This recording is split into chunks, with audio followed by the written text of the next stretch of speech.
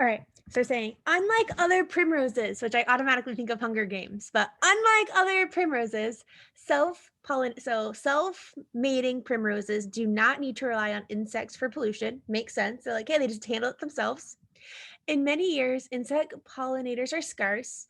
And in those years, a typical non-self pollinating primrose, so those that need insects to reproduce, produces fewer seeds than does a typical self-polluting primrose. That makes sense, right? So whenever the insect pollutants are not available, the ones that need them have produced fewer seeds. Cool.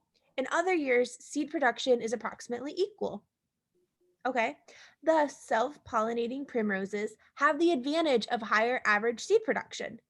Aside from seed production, these self-pollinating primroses are indistinguishable from non-self-pollinating primroses. Nevertheless, self-pollinating primroses plants remain rare among primroses. All right, so what are our two facts that it's like weird that these two things are happening at the same time? Well, one is the fact that self-pollinating primroses produce higher seeds than average. Yeah, they have a higher, and then what's our other fact that's weird that's happening at the same time?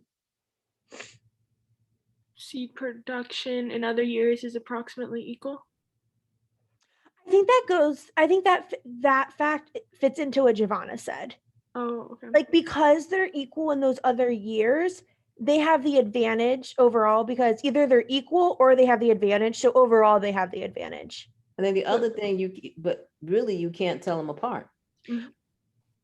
Yes, you need to know that. But what's odd? You can't tell them apart. So then what's like the itch? They're rare. They're rare. The Yes, self-pollinating exactly. ones are the rare. So what this is saying is like the only difference between them is that self-pollinating primrose have an advantage. Nothing else is different between them, or they're indistinguishable. Let me say that I don't want to say there's nothing else different. They're indistinguishable, but the self-pollinating remain rare. How could that be? So that's what we want to solve. So we want to make a prediction of like, why are these things still rare? Because probably there aren't that many. I feel like that's circular reasoning. Oh. Why are they rare? Because there's not that many. Oh. I'm just teasing you, Giovanna. No, don't. You know you're an LSAT nerd whenever you like pull out funnies like that. Yeah, no, I'm good. Don't worry. Let me do it this way. You will learn I have very thick skin. So my feelings don't get hurt. Yeah. No. Okay. No, let's put our 6th grade science hats on. What is sometimes a negative thing of things that are asexual or they pre-produce on their own?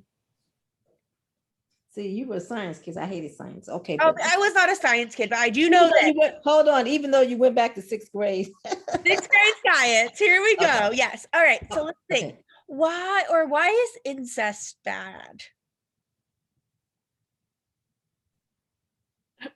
For non-moral, like genetically. Like what you reproduce doesn't come out correct, or like I might be so wrong on this, but my prediction here is like, oh well, maybe it's weak because it lacks different genes. Like maybe, I don't know, maybe that's stupid and that's not how plants work. Oh, wow. I love this. So wait, Nicole, give me the question one more time. Like how, like, oh, we're making a prediction, right? Yeah. So my prediction is that maybe the self-pollinating plants are rare because they're weaker because they don't have as many genes. That's probably a terrible prediction. Right. Someone's gonna watch this video and be like, "This girl knows nothing about science." Okay, so my prediction, they're rare. Usually, why are they're rare? Maybe they're rare because they produce so many seeds that they're tastier and more animals eat them. They're prettier. They're prettier. Yes, maybe that's a good one. That's a good one. Okay, yeah, that's better than that's a good one. That's a good one. All right. And they smell better. Okay, I'm sorry. Yes, look at us. We can paradox it all day. All right, let's see. All right, so go ahead and let me just like give me a wink or something when you have your answer. Not yet. Oh, Excellent. no, So it is B, and germinate means that means they fertilize, or Yeah. like not Oh, fertilize, they bloom. but, Yeah, they actually seed, bloom, or yeah. it's like like that's what I inferred. I got it from like They eliminating. sprout from seeds. So I But- mean Okay, yeah, that's kind of what I guessed. I think even when I did this question, I didn't know what it meant, but I chose. What did I choose? the U.S. science system must just be better. I'm just kidding. I chose. I was the worst science kid ever, and it cracks me up when I try to like talk about any science topic on the LSAT. I have no idea. Oh, I'm the same. and the only reason I know because I do flower. I just started doing flower. That's Oh. All right. So why is A wrong?